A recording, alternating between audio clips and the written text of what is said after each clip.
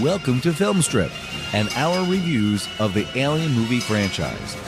There is an explanation for this. Featuring Nick. Check it out. I am the ultimate badass. And Jay. This is so nuts. Listen to what you're saying. Please note, these episodes will contain spoilers and in-depth discussions of the plots and characters of the films. All content used or discussed in this podcast are the property of their respective owners and used under the Fair Use Act, Section 504c2, Title 17. Welcome to Film Strip. I'm Jay. I'm Nick. This is our review of Prometheus, starring Noomi Rapace, Michael Fassbender, Guy Pearce, Idris Elba, Logan Marshall Green, and Charlize Theron. Written by John Spates and Damon Lindelof, directed by Ridley Scott. Of course, released this year, the long-awaited Is It or Is It Not an Alien prequel. Budget of anywhere from $120 to $130 million. And as of this recording, which is 1 week after it was released in the U.S., it's made $58 million domestically, over 150 worldwide. But you know, it's finally here, Nick. I mean, we waited for a long time. We've done this entire Alien series. We've even done the dreaded AVPR films. We talked a lot about our expectations, and then we got to see this movie. So when and where did you get a chance to watch this thing? I got to see a sneak preview of this movie, I believe it was Monday before the release, and then I saw it again on Friday in 3D. I saw the first time in 2D and then the second time in 3D. All right, I saw it Saturday afternoon in 3D as well myself. I have not seen the 2D version, so maybe we can talk a little bit about that. But what was your crowd like? I mean, there was still a decent crowd Saturday afternoon, even in my small town, for this thing.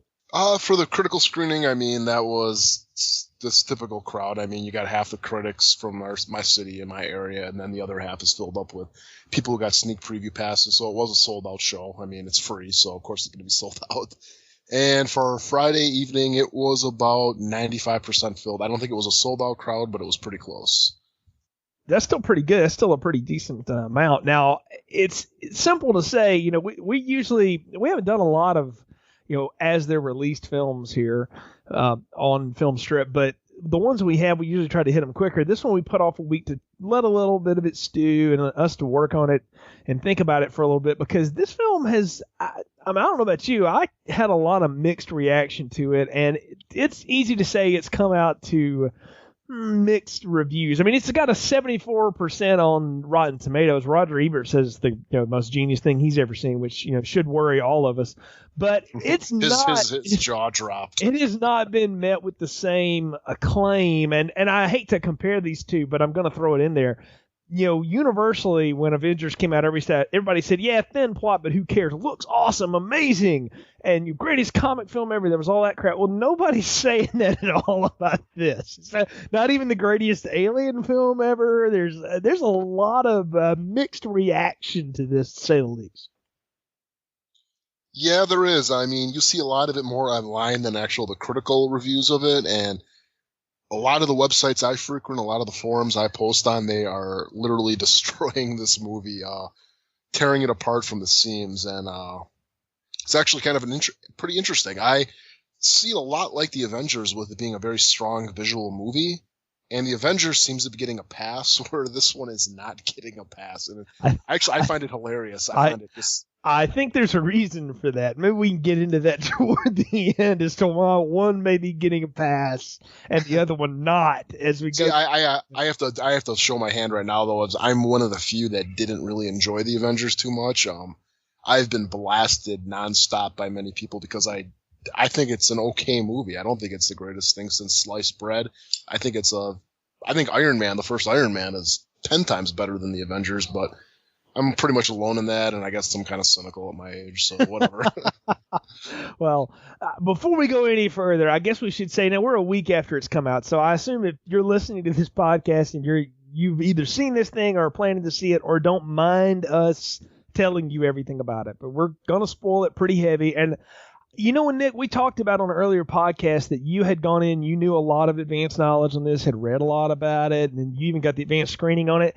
And up until we had recorded Alien vs. Predator Requiem, I had gone fairly spoiler-free for most of it. But somewhere along the line, the last week leading up to it, I don't know if I just gave in or what, But I just read everything I could get my hands on. You sent me stuff. I talked to a lot of people. I pretty well knew it before I walked in the theater. And that's something I'll say now never bothers me. I've done that a lot of times. That really started back when I was watching Buffy.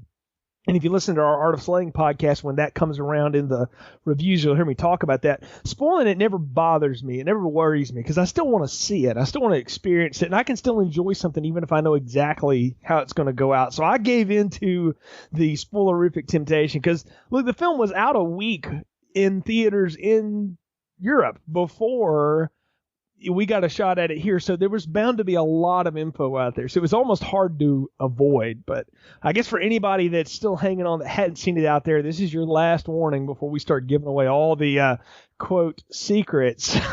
What is with that lately with the movies getting released overseas before the U.S. now? I think a lot of it has to do with studios. This one, the word is on this that Charlize Theron, who also is playing the evil witch in the Snow White and the Huntsman film, which I did also see, and I do not recommend, and give a small popcorn and a mini review right now. It was out the week before this one was, and I don't think her people and the studio wanted to put, she's kind of a bad person supposedly in both of them. They didn't want to put those up against each other, or for whatever reason. That's what's being told out there. The truth is this was shot in England. And it's made by an Englishman. I happen to think or it's made by somebody from Europe. I happen to think it may have a lot more to do with that than anything, as the use of pine wood and the 007 stage and all that kind of stuff. I really do think that may play more into it than this. And who knows, Fox may realize that this was going to get destroyed domestically, so it might as well make its dough, foreign, because that's it's trending very much like Alien 3 did, where foreign audiences and some critics really love it, and then most people who are fans of the series hate it. So yeah, I better not go over to England, man. I'm gonna end up getting into a pub fight with someone over the Alien series.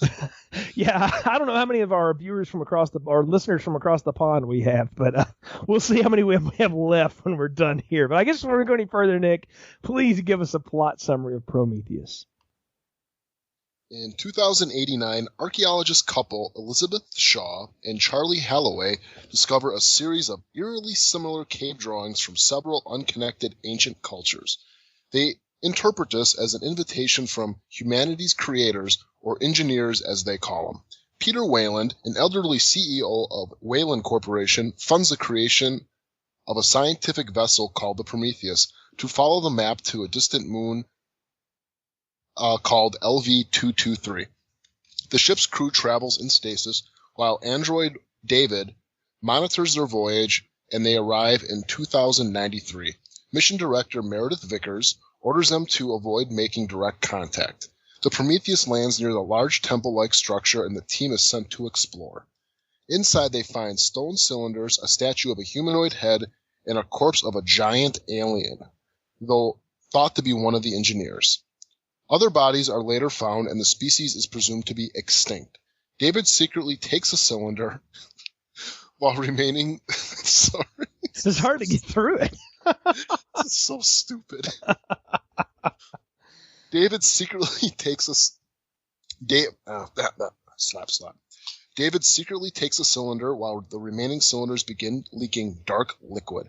A rapidly approaching storm forces the crew to return to the Prometheus, leaving two other crew members, Fifield and Milburn, stranded in the structure. In the ship, the engineer's DNA is analyzed and found to be an exact match of humans. Meanwhile, David investigates the cylinder and discovers a dark liquid. He intentionally infects a drunken Halloway with the substance before Shaw and Halloway have sex. Don't you hate that when that happens? I hate it when I get infected. It's just dadgum androids. Inside the structure, Fifield and Milburn are attacked by snake-like creatures that look very phallic. Milburn is killed, and corrosive fluid comes from one of the creatures and melts Fifield's helmet, exposing him to the leaking dark liquid. The crew returns to the structure and find Milburn's corpse. David discovers a room containing the engineer in stasis and a star map highlighting Earth. Halloway's infection rapidly ravages his body, and he is rushed back to the Prometheus. Vickers refuses to let him aboard, and at his own request burns him with a flamethrower. A medical scan reveals Shaw, despite being sterile, is pregnant with an alien offspring. Shaw uses an automated surgery table to cut it out from her abdomen. While stumbling around the ship after surgery, nobody cares. What the hell? Nobody cares about her, but they care about Wayland, who has just been shown to be alive and in stasis aboard the Prometheus. He explains his intentions are to meet the engineers and for them to prevent his death from old age. A mutated Fifield attacks the hangar bay and kills several crew members before being killed himself by the Prometheus captain's Janek. Janek speculates the structure was part of an engineer military base that lost control of a biological weapon, the Dark Liquid. It's like the Pirates of Darkwater. If anybody remembers that cartoon. Wayland and his team return to the structure and awaken the engineer, who is discovered to be the pilot of an engineer spaceship that looks like a giant croissant. David speaks to the engineer, who responds by decapitating him and killing Wayland and others. Many others. So the engineer is the audience. Yeah. Shaw escapes the engineer spaceship as it is activated by the humanoid alien. A still active David is just his head, tells Shaw the engineer is going to release the liquid on Earth. Shaw convinces Janek to stop the engineer spaceship by crashing the Prometheus into it while Vickers ejects from the ship. A disabled engineer spaceship crashes on the planet, killing Vickers, who cannot veer left. Shaw visits Vickers' lifeboat and finds the alien offspring of hers that has grown to gigantic size trapped inside. The engineer survives the crash and attacks Shaw, who releases the alien offspring. In turn, it attacks the engineer and thrusts its tentacle down its throat. Shaw recovers David's remains and with his help launches another engineer spaceship to travel to their homeworld and attempt to understand why they created humanity and later decided to destroy it. It's an excellent plan. In the lifeboat, an alien bursts out of the dying engineer's chest with the characteristics of the famous xenomorph. And the screen cuts black. And no, you are not watching AVP, you're watching Prometheus. Yeah, I was about to say, I distinctly remember parts of this plot summary, and I had moments in the theater with my 3D glasses where I would take them off and just rub my eyes and my head with my hands going, didn't I see this when Paul W.S. Anderson did it? And I think my short line is that you know what, for everyone out there that wants to, say AVP didn't matter, AVP sucks, blah, blah, blah. Well, all that's very true. But somebody thinks it's good, Guyler Hill, somebody, because they're still ripping off that idea, that central idea of these pyramids and world builders and of some human creation that can read their language mysteriously. All of that stuff is still in this movie. Amazing. Why the cave drawings? I mean, let's just get into this. I mean, we'll get into the cave drawings right away. Why the cave drawings? I mean, did the engineers do this? Did people do this? And why freaking cave drawings? My God. But yet, how can any scientist, and that's what anthropologists are, okay? Scientists deduce from cave drawings that, yes, they are similar. Okay, that we go with. But that's an invitation. It's not an invitation. It didn't say, come to us. It's like people pointing at the circle going, circles. Yeah. It could be bird shit coming down from the sky for all they know. It's like, oh, look. Did you notice, by the way, how nice and fresh those cave drawings were everywhere they went? It was like they'd been there a week. And I love the one that they, I think it was the one they found in France or Italy or someplace, and we discovered this.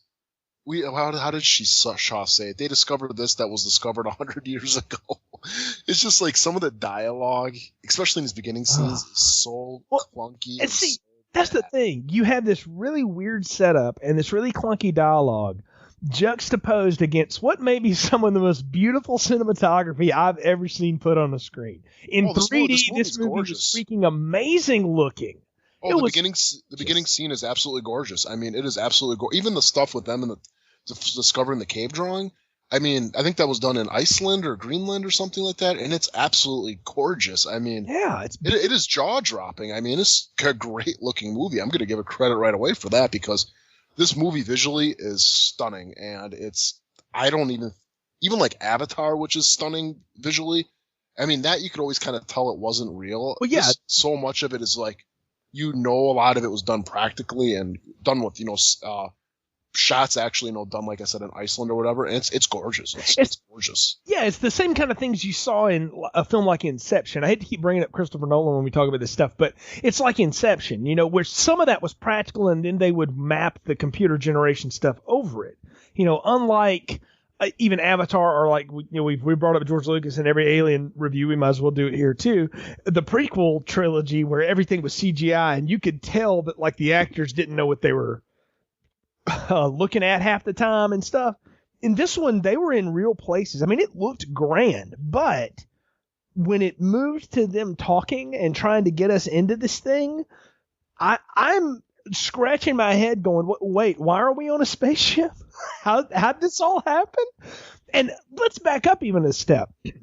The very opening is one of what we come to learn as the engineers, the big, tall, humanoid aliens that look like, the body of Triple H, the wrestler, on someone that's 9 feet tall or 10 feet tall or whatever. Is he committing suicide? What is he drinks like a bowl of caviar and then disintegrates into the ocean? I don't know. I've seen it twice now, and I still don't know what this beginning scene is. And according to Ridley Scott in some of his interviews, he doesn't even know what this scene is. Someone asked him, "Is that Earth?" He's like, it could be, maybe." Okay, well, you brought up another thing, and I'm going to say it now. I think Ridley's behind a lot of the camera movements here and all this stuff, and I think the idea of the story is somewhere in there. But I want to tell you where a lot of this is coming from, and it ain't John Spates. It's Damon Lindelof, the former showrunner from Lost, the guy who was a part of the production of the newest Star Trek. He's writing the sequel. He's written this, that, and the other. He's real hip. He's all over Twitter. I mean, he's, supposed to be this sci-fi fanboy geek come true, guy. And I'm going to tell you, I feel a lot of his fingerprints on this stuff because this looks cool, doesn't it? Never mind that it doesn't make any sense. I gave up on the show Lost after one season because I could tell they were going places that I didn't want to hear the answers to. And I knew once we got to them, it was going to be incredibly disappointing. And I was not wrong in that assumption. And I feel the same way here. Right out of the gate, I'm going, well, I think I'm supposed to think a lot about this, but clearly I'm not, because they never bothered to explain it. They never bothered to tell us what that is. And no, I don't need everything spelled out for me, but the opening can't be completely never referenced again.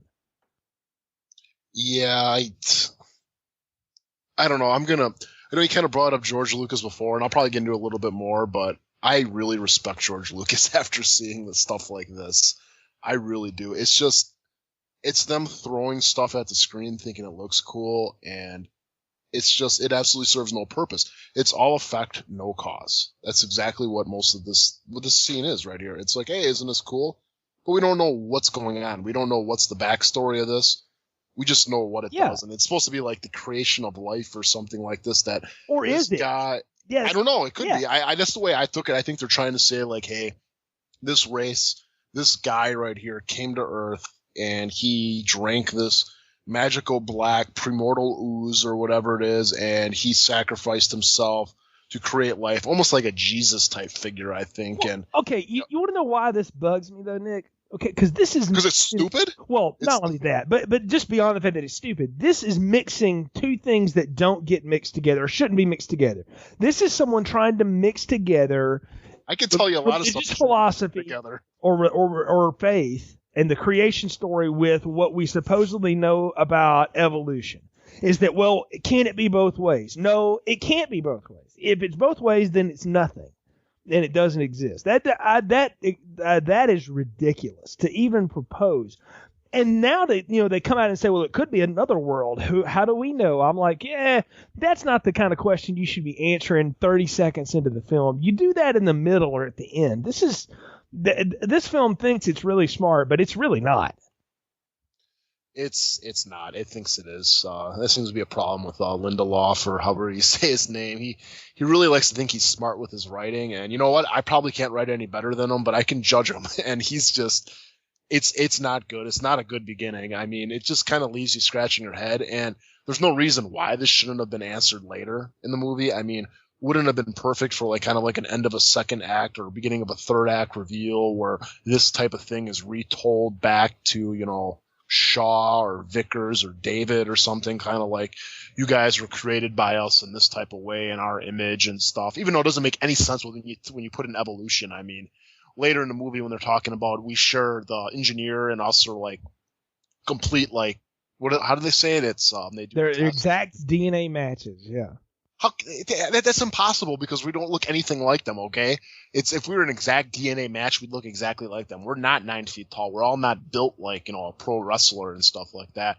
Right. So, and it doesn't make any sense too when you consider the close relations with gorillas and, you know, like that people have with apes and just the whole evolutionary thing with Darwin and stuff. I mean, you can't have that be part of what the audience knows and then tell them, well, yeah, it's not really that. You know what I'm saying? I don't know how to say it. No. You're on the right track.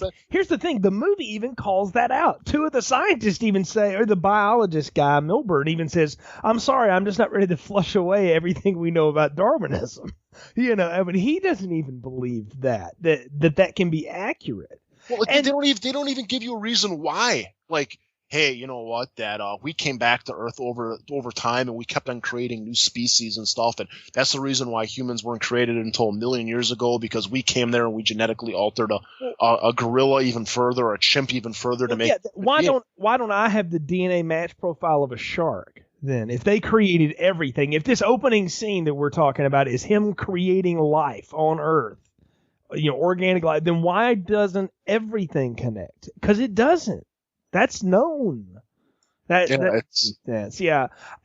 even beyond that, now we perplex into this plot. We got to talk about getting on the ship and the team, because Nick, they throw us in space fast. I mean, I really thought from the trailers and stuff we were going to spend some time on Earth.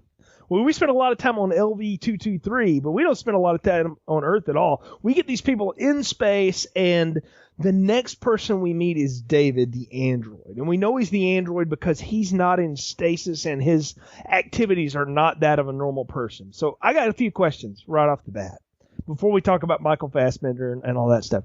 Why is the android not in stasis? Ash was in stasis. Bishop was in stasis. You know, all the other androids, all of them that we know about have been in stasis, but he's not, and he's supposed to be for all of that. How does that work? I think it's because it's probably the best part of the movie, and they wanted to keep it in. I mean, it really is, and it kind of says a lot when the best part of the movie is Android doing mundane tasks on a spaceship. Playing basketball on a 10-speed, watching Lawrence of Arabia dyeing his hair. I mean, learning alien language. I mean, it doesn't make any sense. Maybe I guess the spin is that maybe that the computer systems in his head or something like that, they can't take maybe this is like the first model that did that, which I think it is. And that this trip maybe causes him to go a little bit loony later, and they need to be put in stasis for their own mental well-being. Maybe that's a spin we can put on it. But I'm really adding a lot to it. There is no reason why. If this is an earlier model, he should probably be deactivated or whatever. I mean, for this long trip, I mean, who's to say something doesn't go wrong and all of a sudden he starts, you know, pulling out wires and pouring chocolate milk over all the freaking electronics there because he goes a little bit loopy like Ash, you know. Well, speaking of technology, and I mean, you knew it was going to look, I'll say they got a lot of the look right in the ship. Now, the tech on the ship is way advanced from what they had in the 70s. That's just going to happen. We got to get over that. But I'm even fine with that. But I'll spin it even further with that this is like the premier ship, and that the Nostromo later is kind of like the trucker ship. I mean, you see it all the time with you know, people will be driving around brand new Mercedes and stuff like that. Then you look at a truck driver and he's driving a 1970s Sterling and stuff that's got it has a freaking ham radio and an 8-track player. I can go with it. Yeah, good point. Yeah, that's fine to go with, actually. That's okay. Here's the kick on the tech for me is that if his role is to learn while he's on this trip and to keep all of them alive and stuff, do you notice the other thing that's missing on the ship? Mother. There's no central computer on the ship. I mean, there's a central computer, but there's not one that is communicating back with the company. There's none of that. Now, maybe that's because, as we find out later, Wayland is on the ship, and his number one machine, David the android, is there with him. But I did find that interesting that this is before that happens. And he keeps calling Vickers mom and mother. And I'm like, is she supposed to be like the precursor to the mother computer, maybe? You know, because we find out she's Wayland's daughter or something, too. So I don't know. I just thought that was neat that maybe that's another reason he's awake, is there's no ship computer that's watching over them. There's no HAL 2000 on there. Yeah, that's great spin, too. Again, we are putting so much more into this than this movie did. I mean, 2 lines of dialogue just explaining, you know, someone coming out of it and being like, oh, I thought, why David wasn't in stasis with us? I thought he'd be in it. You're like, no, who's going to monitor our vitals and stuff like that while we're in outer space? I mean, a simple line like that would have explained a lot of that. But again, but we're putting way more thought into this than obviously Lindelof did. So, but now let's talk about Michael Fassbender and the whole performance and stuff, because of everything that is universally praised. He has received a good bit of praise for his portrayal here, and I gotta say, I think it's well deserved. I think the guy really does a great job with this role. Yeah, he's fantastic.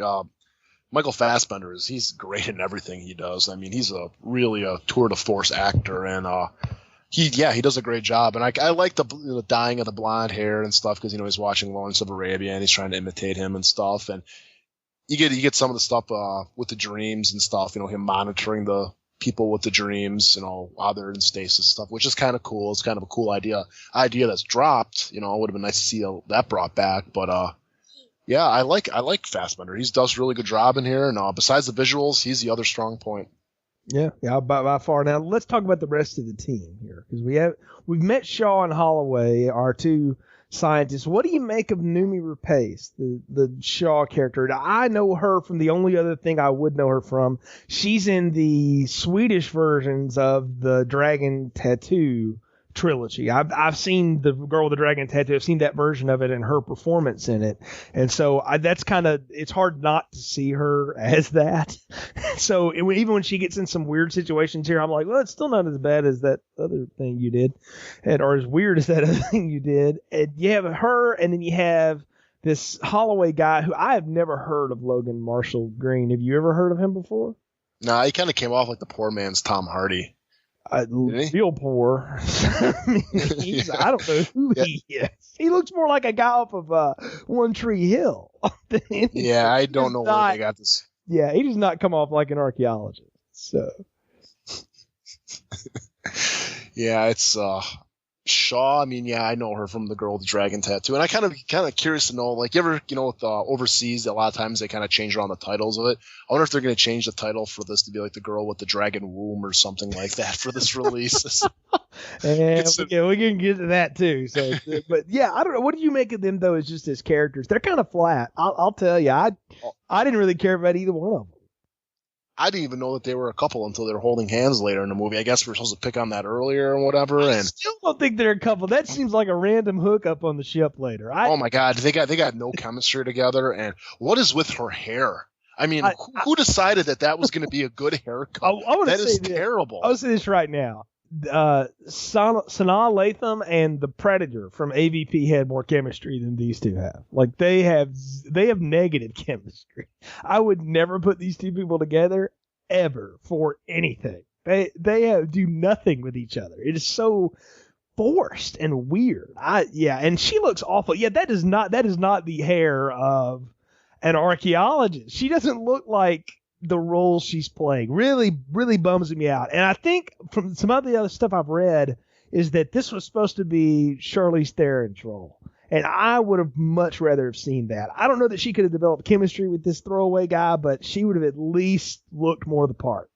Yeah, I'm kind of, after I got done watching the movie, I'm kind of wondering that maybe if Vickers' role and Shaw's role were at a time one role together. Because as we'll get on in the movie, Vickers really doesn't have much to do. And I'm starting to think that maybe they made up that role for Charlize Theron because they wanted her to be in this movie, but she had a lot of scheduling conflicts, and that's why she didn't do it. So, but I'm kind of curious if that's the case, and maybe, you know, later we learn that, you know, Vickers and Wayland's relationship, maybe if that was Shaw's relationship and whatever, and I don't know. It could be, maybe not, but yeah, that's an interesting thing to know. I wonder if that'll ever even come out. You know, you never know about these things, but that's a good question because you're right. And let's talk about her now that we brought her up. Charlize Theron as Vickers. I'll say this again, man. This is 2 weeks in a row I've seen her try to play a villain and fail miserably at it. She can do a lot of things, and I've actually seen her play, bad. Her portrayal in Monsters, Eileen Wuornos, is just, it's disturbing how good she is. But that's different because I have something real to balance that against. I can go watch documentaries of her and then watch Charlize's interpretation of it and go, oh gosh, that was amazing. Here, she's so boring, and she's just a typical CEO, businesswoman bitch, and that's awful. Such a stereotype. Is she even a villain? I mean, I guess we're supposed to take it that she's a villain, but she bailed out at the end only to get crushed, which makes I would have bailed out too, to tell you the truth. But you watch Alien, and Ash is clearly a villain after his reveal. Burke is clearly a villain, and even like Alien Resurrection, the one scientist guy, he's clearly a villain. I mean, they demonstrate early on that these guys are no good. She's not good. Why? I mean, okay, she's a businesswoman. She's a little bit cold and stuff like that. I know tons of women like that, but but she never comes really off as like a real villain like I think they wanted her to. And even, her later in the movie not letting the guy in and stuff like that. I mean, Ripley did the same thing in Alien. Well, and yeah, I think that was an obvious callback to Alien. I mean, there's a lot of callbacks to the Alien movies in this movie, but I didn't buy her as a villain because I think this is gonna be the whole theme of the movie is Ridley wants it both ways. I think he wanted her to be a villain, but he really didn't want her to be a villain. Just like he kind of wanted this movie to be an Alien prequel, but he didn't really want it to be an Alien prequel. I think that's just kind of what it is. You can say this though too, that she had a hand in developing some of this character and this is something else. Lindelof not only is a writer, he's an executive producer, and he got that title because he was on set every day. He was working with the actors. He was in the editing room. Ridley wasn't even in some of that. So, he's as much a driving force behind what happens here as anything. And Charlize Theron developed stuff for her character, like whole scenes after she was cast, working with Lindelof, working with Ridley, so I think she made up some of this stuff too, and it just doesn't work. It's the wrong character in the wrong movie. Her motivations are never clear, and when they reveal her to be Wayland's daughter, well, I'm like, well, who cares? That was a surprise at that point anyway, because you saw that coming, but it was just ridiculous. You never understand why she's doing what she's doing, at least in the bad Snow White and the Huntsman. I know exactly why the evil queen's doing what she's doing, even though it's ridiculous. Do you think that maybe they kind of want her to be an android in a way? That maybe she plays it like, but that's another question. Her and Idris Elba have this whole thing about, are you an android? And she basically says, I'll sleep with you to prove I'm not. And I'm like, but that doesn't prove anything. Maybe you're anatomically correct, Barbie. Maybe she's the pleasure model. Yeah, exactly. Hey, the female replicants in Blade Runner, were, she plays this like Sean Young in Blade Runner. If you've ever seen that, except she still has way more talent, so it bleeds through. But she's very flat. I wonder if she's supposed to be an android, and they cut that somehow. Because Ridley's already said there's a 30 minutes that got cut out that's going back into Blu-ray, and I'm like, dang, movie hadn't been out a week, and we're still talking about that.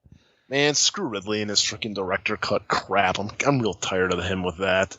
It's almost like this guy puts together a movie, and then people got to tell him it's not very good, and then he's going to add in all this other stuff hoping to fix it. I don't know if there were reshoots, but I found her character to be really off-putting and to have no real purpose. And then here's the thing that kills me. If you want her to escape the ship to show that she's really a coward and accompany, Shrill or whatever, at the end, fine. But then don't have her run over by the deadgum rolling boat. That made no sense. Like, she had plenty of time to get out of the way of that thing. She'd be a terrible lumberjack if she's cutting down a tree. She wouldn't step to the side. She tried to outrun the thing.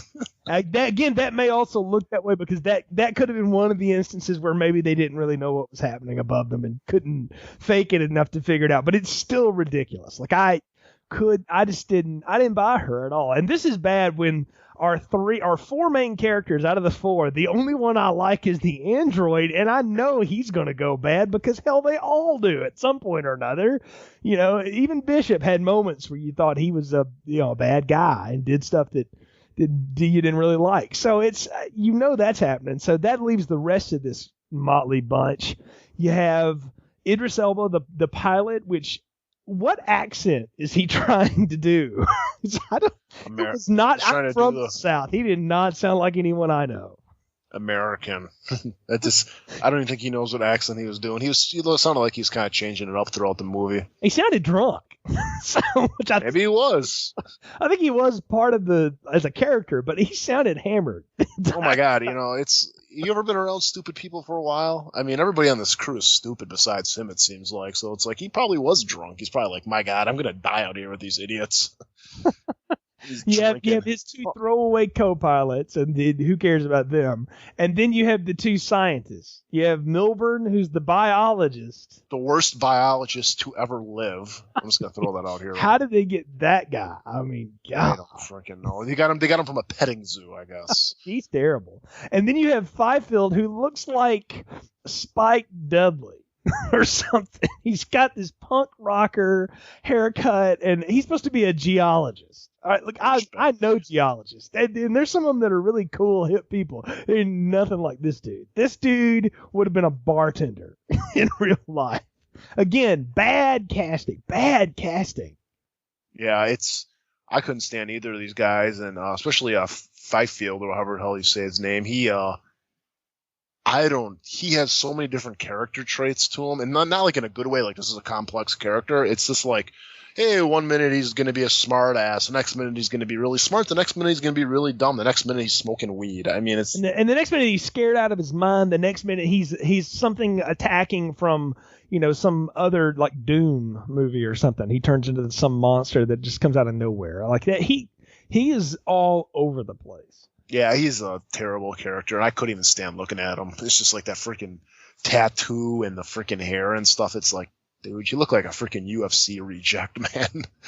And then the Milburn guy, like, you talk about worst biologists, they encounter the snake creatures, and what does he decide to do? Let's touch the dangerous alien creature. Biologists live to tell people to not touch things. Yeah, the phallic snake looking at you. You say phallic. My friend, it's phallic on the outside. When it opens up, that is anything but phallic. That is most definitely, that's the most Giger thing in this whole movie. Well, it is, I'll say right now, it's a penis vagina snake. That's what it is. Oh, God, I mean, it's blatant. I mean, if you thought some of that other stuff was skirting the line before, well, it's straight up now. I mean, this is right out of the Girl with the Dragon Tattoo Swedish version. Yeah, it's not trying to be subtle at all. This movie doesn't know what subtlety is. You know what? We said that about Aliens versus Predator Requiem. Well, they took the same cue from the Strauss brothers, the brothers Strauss, because this movie has no subtlety whatsoever to it. It is in your face, and you have to just accept too many damn things for this to just work. And they show up that this whole mission is built on... Based on these drawings, I spent $1 trillion to come out to this rock to see if I can get God to make me live longer. That's pretty well the whole setup, right? Yeah, for Whalen being as smart as he is, I don't know if you saw like those TED videos and the whole marketing scheme for this movie. This guy's supposed to be a genius of geniuses. I mean, he's just he's the smartest man to ever live, and he builds $1 trillion space mission around space drawings. I mean, again, cave drawings. I'm sorry, not space drawings, but cave drawings. I mean, cave drawings. Couldn't they come up with anything better than cave drawings? Cave drawings. But we're back to the cave drawings. I mean, the setup is weak. We're just supposed to go with all this. I mean, but the problem, Nick, is this is 30 minutes into the thing. We should be getting into some exposition, and we do, but it doesn't go anywhere. It's not telling me anything I don't already know just by looking at the screen. I don't even need the sound up to catch all of this. And this is what bugs me, is that I'm starting to see how paper thin this whole thing is. And I'm just hoping, well, maybe by Act 2, when they get on the ground and whatever happens, then maybe it'll start to improve. Even though I know what the plot is, I'm telling myself, psyching myself up through the film. And that was the first time I realized I'm in trouble, because I'm 30 minutes into this and I'm having to talk myself into staying. Yeah. That's not good. And I've only walked out of a theater twice in my entire life. Once was 8mm, Nick Cage, I will never forgive you for that. And the other was the second Rob Zombie Halloween movie. and I bothered to watch that again on DVD for reasons that still escape me. And I was ready to go 30 minutes into it. I didn't even want to see anything. I said, this sucks. already. And we get on the daggum alien planet, and I see that temple, and all I want to know is, where's my Pepsi lid and is one side Cambodian? It's so great that they landed right next to this temple, too. I mean, just so happens. Yeah. I mean, the whole thing I really like about Alien and Aliens is you really got a really slow burn in the beginning. You got a really long setup. I don't think you even see an alien for the first 45 minutes of Aliens. And it's like, could it have hurt them just to spend a little bit more time? Maybe, let's do this a little bit more realistically, and maybe that there's a second ship with them, and that one's going to be, doing some type of research, orbiting the planet to make sure it is a place you can land on. I mean, they don't know anything about this planet. They don't know. Well, they're taking all the readings, though, man. They're taking all these readings, and you can't breathe it; it'll kill you, and all. I mean, all this. It's this hostile world. But still, they land on this place, and how do they know it doesn't have acid rain or something like that? I mean, exactly. It's so stupid. It is so freaking stupid. And then they add even more stupidity to it. They land next to this temple. I mean, it's just like, boy, man, you guys got all the luck in the world here, man. You guys happen to land right next to the temple, right next to the last living engineer. Congratulations. Well, happenstances in movies happen, but like you've said before, things happen for happenstance sometimes that just don't track. But the thing, though, is, it is a prequel to Alien. I don't care what anybody says. And you watch Alien, and there's so much logic in every little aspect of that movie of why they landed there, how did they land there, why they went there, what they did, what the crew did. Even in the Aliens, you have all that. There's a little bit of happenstance in that, but everything at least makes logical sense. This movie has none of that. Everything is just stupid. The characters are stupid. And you want to know why that's missing? Because Geiler and Hill had almost nothing to do with the story here. Nothing at all. And as much as they are to blame for some of the direction this series is taking, they are right in the way that first one was set up. They took what Dan O'Bannon and Shusett had, and they made it work more like a real movie would work. And they're the reason it worked out that way. Well, it's science fiction, and there's no science in this movie at all, and that's just driving me nuts at this point. Well, even that, it's the kind of science fiction that, and I think I even said this to you back on the Trailer Mania session show. We were talking about what is this movie going to be, and I threw it out there at first. I said, I'm wondering if this is going to have a lot more feel like Blade Runner than it will Alien. And this is when I started to realize this movie is going to work, is going to pace itself like Blade Runner does. Which, I'm not going to lie, is a real chore to work through. In any of its 9 cuts, is not an easy film to sit and watch. It's kind of like L.A. Confidential in that way. That's a neat movie, but that's a hard movie to sit and work through. For every time you want to try to watch it. This one feels already like that. And they're just coming upon stuff because it's time in the plot for this to happen. The temple is hollow. So they have these little floating orbs that basically outline the structure of the whole thing. So they all get in there, and that's going on, and they realize, oh, wait a minute, we can breathe the air inside of here too. Hey, you know what? Maybe just because we can, maybe we shouldn't. I'm just. I guess they never read War of the Worlds by H.G. Wells. Just because something's breathable, I mean, there are things as microorganisms and stuff, and consider this as an alien planet. There might be stuff our technology can't even read. I mean, and you're going to take off your flippin' helmet for what purpose? There's no purpose. It wasn't like, oh my God, I can't breathe right now, or my helmet's cracked and this is my last resort. I mean, it's just like, hey, we can take it off. And then they do, and they all do, and they're walking around and they find the body of the engineer, and his head has basically been chopped off by the closing door. We learn. And we got to talk about this room and this whole bit. Okay, so they're checking out the body on the floor as if either one of the people looking at it know what they're doing. They're conducting like CSI experiments on it, trying to figure out how long it's been dead. And I'm like, you don't even know what you're looking at. How can you start going, well, get the tape out and call Grissom? I mean, where is this going, and what's the point? Well, the point is they've been dead for so many thousand years, and we get to replay the little hologram where they run through the hall, and that's how we find the room, which we don't know why they're running. We never get that explained. We're supposed to assume it, I guess, but we don't know. Thank God they took a video of how they died for us to see in the future. Because that's convenient that it explains nothing. Yeah, but why wouldn't the hologram show what's chasing them? Why wouldn't the hologram show what happened afterwards or what happened before? I mean, it's just. what it is. It's just that little snippet still stuck in R2D2. That's what that feels like. It's just a little malfunctioning piece of equipment. It feels like. Wouldn't this be cool if we had some type of hologram thing that was interacting with them right now? That is the freaking polar bear monster, whatever, that was in the first couple seasons of Lost. It's just cool. We'll just throw it in there. And then what is it? Well, it doesn't matter. And when they try to explain it, it's really disappointing. And I don't know that he came up with it. I'm blaming it on Lindelof, though, because it feels like him. It feels like one of his touches. I hate this guy already, and I probably will never meet this guy in my life. But if I ever did, I think I'd have to punch him, man. It's just his work is bad. Well, look, they get in this whole room, right, and it's this stack of bodies and all these vases that are sweating in the opposite direction. So that's a callback to the first Alien, right, with the egg sacs that were doing that came. Yep, I'm getting reminded of a better movie. Thank you. Yeah. Well, actually, no, I'm not thanking them because I'm like, you don't want to do that. Because now I want to go watch that. I don't want to watch this. And we see the big head in the room, and I'm going, if we move that out of the way, will the big ball come after us as we go out the exit?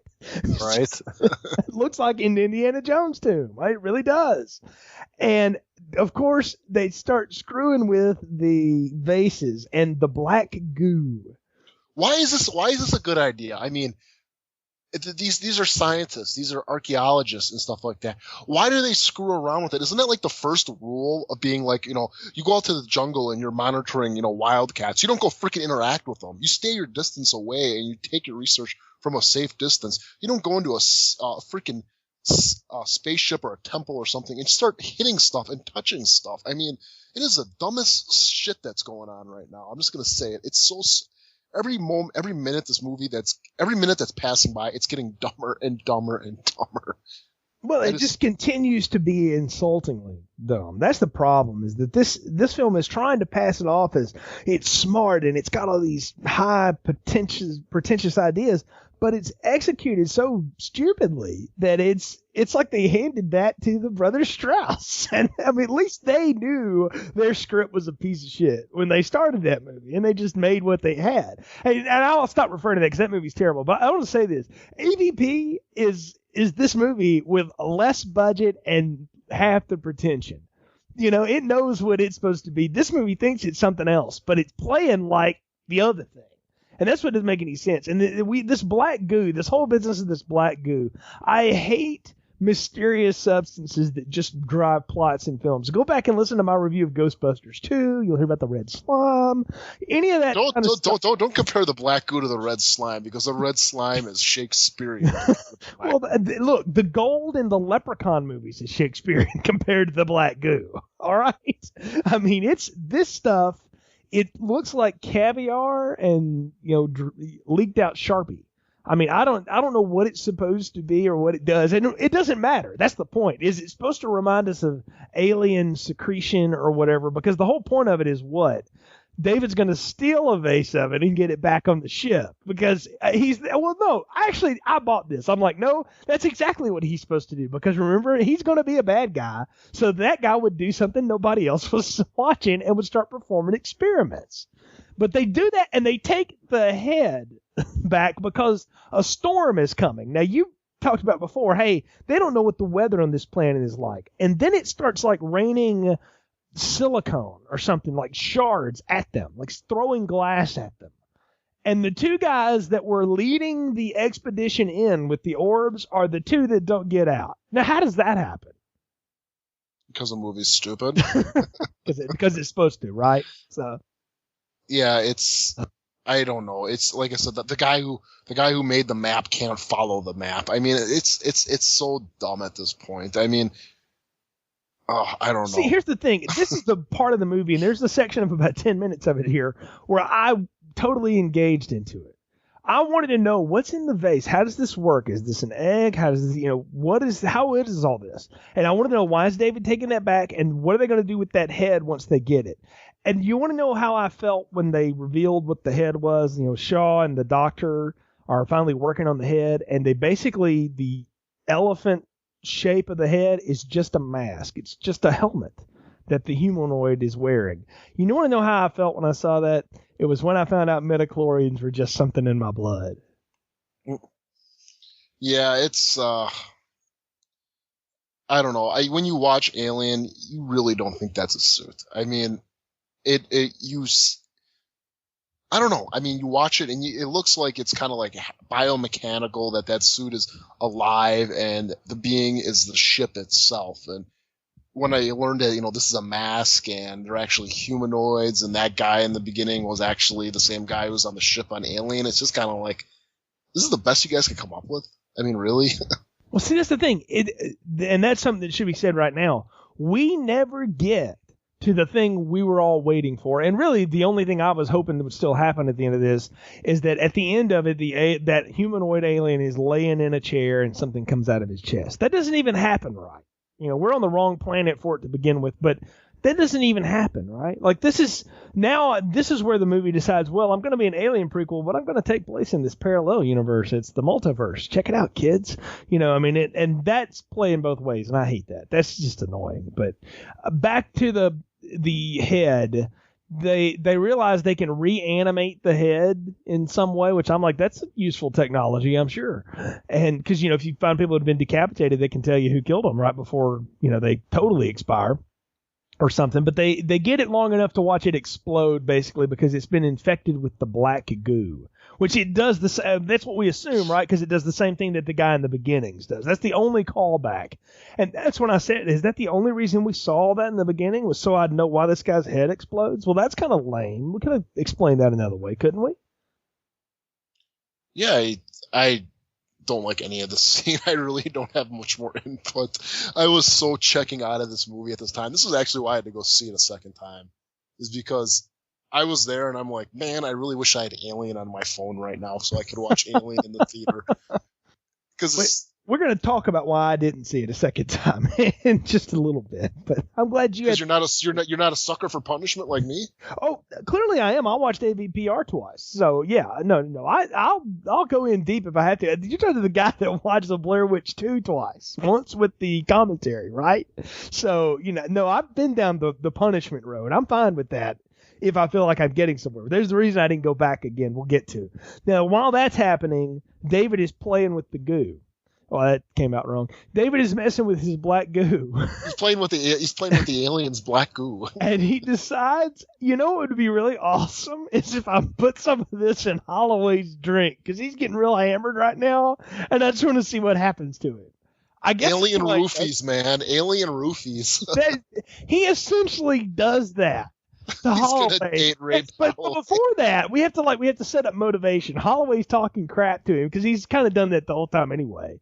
And the best line in the whole film is when David, asks him, "What did you expect to get from coming here?" And he does that whole bit about, "I wanted answers, why we were created, all that stuff." And David says, "Well, why did you create me?" And David looked at him and he said, "We created you because we could." And David's response, that I thought was great, was, "Well, imagine how disappointing it would be if you were told the same thing." And I thought, that's actually pretty good for an android. Most of these guys don't have any level of humor, and I sort of liked that. But then right after that, he puts his finger in the drink, and the dude downs it. And I'm like, did you not just see him do that, bro? I mean, I'd be like, no, pour me another one, Holmes, because that ain't going to happen. You don't have to kill the fizz on my champagne. I mean, they could have done it so much better. Like, he could have been drinking, scotch on the rocks, and, David makes him another one and uses his finger to mix it together or something, kind of mix the ice in a little bit. It was just, I don't know. It's just another stupid scene. We know now something's going to happen to Holloway, right? If we didn't already know before that he was a red shirt, we knew he's going to buy it now. But before that, he's got to go hook up with Dr. Shaw. Now, the first thing he does is insult her indirectly by making a crack about, if you can't create anything, you're worthless, and she's sterile. And I'm not going to make light of that situation. That's a very serious thing, and I understand that. But the way they play it here is incredibly offensive. If it was come on, when you have this is a series about rape, PR to impregnate women with the predator alien offspring, this is just as offensive. To play that just to make me go, oh, I feel sorry for her before she jumps on the guy. Well, it's so telegraphed. It's so telegraphed at this point with her doing that. I mean, come on, we all know what kind of movie this is, based around. It's based around a movie about rape, sex, sexual imagery, and birth. And it's like, hey, I can't have kids. Well, I wonder what's going to happen to her. You know? Exactly. They play that so obvious, and it was one of the things going in that I dreaded happening because I knew that plot point, and I thought, oh, this is going to be ridiculous. And we wake up the next day, and they go back out to the structure, and of course something's wrong with Holloway. You can tell he's got stuff growing out of his eyes, and what it was that, by the way, what was that? That was weird. And it's cool, man. It looks cool. Let's do it. Well, you know what? That's the excuse they made for that second Transformers movie, too. So I'm just going to say Mudflap and Skids were a part of that, too. Hey. Transformers knew what it was. This movie doesn't know what it is. I'll give Transformers all the credit in the world over Prometheus because, Transformers know it's dumb special effects spectacle, and it just it rolls around in joy in what it is. And this movie, it's like, yeah, we're really, really smart, and then you figure, then he's getting on the short bus.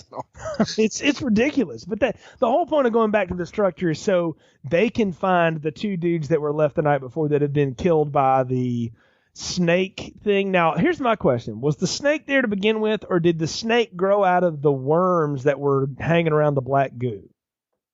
I think it grew out of the worms that were by the black goo. Well, then how does it develop those weird tendencies? Because those worms look like normal worms. They look like they had the vaginal teeth thing going on.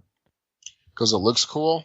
No, it doesn't. It looks like... I'm not saying it does. I'm talking as Lindelof right now. He went up to one of the biggest hacks in Hollywood, who would happen to be, what's his name? Neville Page, the guy who does fantastic creature design, like the creature from Super 8 and Cloverfield. And yeah, that's the guy we got to replace Geiger. Congratulations, Ridley, you're an idiot.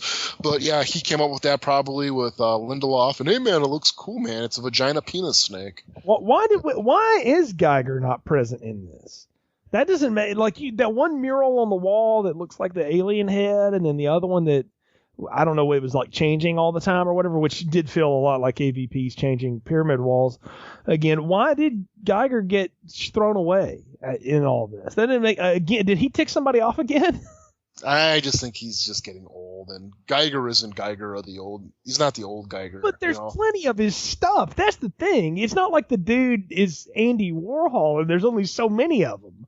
I mean, there's. Oh, I would if we got some Andy Warhol designs for this movie would have kicked ass. If David was a tomato can, I'd be all over it. But he might as well have been. Hell, if those canisters were tomato cans, this movie would have been so much better. That would have been awesome. But of course that's not it. So we're back in the structure. We find the two dead guys, and that's when Shaw magically realizes, this is all going to go bad. We got to go. Well, here's the question even before that. Why the hell would you pet a snake? I mean, what? This guy's a biologist, okay? Supposed to be understanding of, animals and life and, animals' tendencies and stuff. And there's this, vagina penis snake. And he's scared out of his mind about 30 seconds ago. And all of a sudden he's like, I'm going to pet it. You know what? I wouldn't pet a stray dog. I wouldn't pet a stray cat. Why would you pet a stray freaking vagina penis snake? Well, and the thing attacks him, the way it attacks, you know what it reminded me of? Those horrible effects of those snake weasel things from Dreamcatcher. If you ever saw that Stephen King adaptation, that's exactly what the thing looked like. It's like this little, I don't know, Wolverine slug thing. But it attacks him, and of course, he cuts it in half, and it starts spraying acid for blood, which is supposed to be another reminder of a better movie. And that melts Fiefeld's mask, and he falls face first into the black goo. So we don't even know what happened to him, because he's nowhere to be seen when they're back on that structure. They just see what's left of Milburn. And then they start hightailing it out of there, and they know Holloway's sick, and they got to get him back in the ship, and there's all that going down. And she shows back up. They show back up, and Holloway at that point realizes he's going to die. So Vickers won't let him back on, and she's got a flamethrower. Now, I don't know about you, Nick, where you work, but I can't imagine the CEO or the president of this university walking around with a flamethrower. That's not a role he would play. I wouldn't want to go to your university then, man. Yeah, you have people for that. Why does she have to take matters in her own hands? Is that to give her something to do? Because that's the only reason. think they're doing a callback to Ripley right now. It's supposed to be like, Ripley had a flamethrower and Alien had the flamethrower and Aliens. That's all it is. That's the problem. Shaw's supposed to be Ripley, I thought. Well, the Ridley and Lindelof don't know that. They think, hey, guess what? We're going to take Ripley and make her into two characters. You got the good Ripley and the bad Ripley, and yeah, this one's going to have a flamethrower, and she's going to run out there, and she's going to kill Holloway, and yeah, she's badass and stuff. And it's again more stupidity. Well, she doesn't kill him. He asked for it. I mean, he's like, please. Well, even though he asked for it, she still killed him. I mean, yeah, but I mean, he doesn't he's begging for it because he doesn't even want to know what he's becoming. And so we kill him off, and neither does the audience. We don't want to know what he's becoming either. Yeah, and Shaw, in the shock of all of it, passes out. I think they give her something too. But when she wakes up, the most obvious thing ever happens is that she's pregnant and it's not human. So automatically we know what's happening, right? Now let's talk about this whole abortion, C-section, whatever you want to call it. They set up this thing early on that there's this medical pod in Vickers' stateroom, which is also an escape hatch or something like that, and that it's only configured to work on men, which I think is supposed to be the clue that the old man Wayland is still on the ship somewhere, right? But the thing, it's like one of those beds you lay down in the mall for $20 and it does the water massage to you. That's what, or a tanning booth or something. This is your portable surgery unit. That would have been useful when Kane was around, don't you think? Or maybe they had it, that we've seen it. Is that it? Because this doesn't look like the tech from the other Aliens. Because the other Aliens movies are stupid enough to have something like this in it. I mean, and it's only made for a man. It's what? I mean, so she has to reconfigure it by hand, essentially, while drugging herself with morphine. Hey, if you've ever had a shot of morphine, you can't cross your fingers, much less program a surgery machine. Yeah, I can't even program my DVR half the time, let alone change a surgery machine. How would she know how to do that, too? She digs in the ground and discovers relics for a reason. You don't get to do that, Nick, without a lot of education and a lot of experience in writing those kind of reports, writing books about it that no one reads and stuff like that. You don't know how to work this kind of technology at all. This is dumb. I'm going to tell you, I know why they've got to do it, because we've got to get the thing out of her, and for once, somebody begging for them to get it out of them, we're going to get it out of them, and they're going to survive, temporarily, I guess, or whatever. This would have worked much better if Vickers had found her and would have been working it and helping her do it. Now, it's still dumb, but at least it would have... Or if David was doing it? Yeah, why wouldn't David just help her do it? Why would he want it to come back? He doesn't know. Now, that's the other thing, because in the other ones, there was always that underlying conspiracy theory. What does the company know? Well, David doesn't know jack, and neither does Wayland. They're learning as they go, too. So there's no reason that he wouldn't have helped her do this. Well, he knows that she's pregnant at this point with it. Yeah, he's the one that tells her. Yeah, and isn't it that he wants to put her in stasis, right? Right, because but you know what? That makes sense. No, it makes sense, but where I'm going is after she has the abortion section, I'm going to call it an abort section, David doesn't give a shit anymore, does he? He doesn't care about the thing. No, he doesn't even go to try to figure. No one cares about her. She just gave birth to an alien thing, something the likes of none of us has ever seen, and no one on this crew cares at all. Oh, and that's because the half of the crew is dead, and the other half is attending to the old man. But let's back up for a second. We got to talk about the abort section. That's a good word for it. The abort section. The only part of the film that is horrific and is supposed to be physically disturbing. And I want to tell you, it is physically disturbing to watch someone give themselves this procedure, this C-section cut it out of me thing. It is now for anybody who knows anything about a C-section though, knows that usually the mother is drugged up heavily. I mean, she's not put out normally, but they're normally heavily sedated. And then what do they do during the C-section? They put like kind of a drape thing between her upper torso and her lower torso so she can't see it. Now, this machine that's going to be giving her an abort section, why wouldn't it just knock her out? I mean, why wouldn't it give her drugs to be completely knocked out. It makes absolutely no sense that she's going to be sitting there kicking her legs and screaming as this thing's working on her. Here's why, because it's configured for a man. So she's having to manually override it every step of the way. And her manual overrides lead it to cut her open with a laser, right? Then to put the claw machine from the local pizza parlor that you use to try to win an iPhone or some plush thing for your kid down in her and pull out the squid monster from the first Men in Black film that Will Smith helps give birth to. That's exactly what I thought of when I saw this. This thing is ridiculous looking. And then she rips its umbilical cord out of her, and then it staples her up, which was another thing we're going to talk about in a second. But first, the monster. What is it trying to do to her? Is it trying to face hug with her? Is that what this thing is supposed to be, the original face hugger? I think so. I think it's trying to... her baby's trying to rape her. Isn't that horrible? So God, that is messed up. Oh. But it just goes to the fact again. It's like it doesn't make any sense. It doesn't make any sense at all. Because it doesn't put up a good fight. That little clamp is holding it. Hey, I don't know if you played the clamp game lately, Nick, but it don't hold on to stuff real good. And it's not like it dug into it. It didn't stab it. It's just holding it. And she gets out, and I've had abdominal surgery, not nearly to the extent she's had, but I had 2 staples, and I couldn't move for a week, much less run at full speed down a corridor. Doubled over or not, this is the movie's dumbest thing.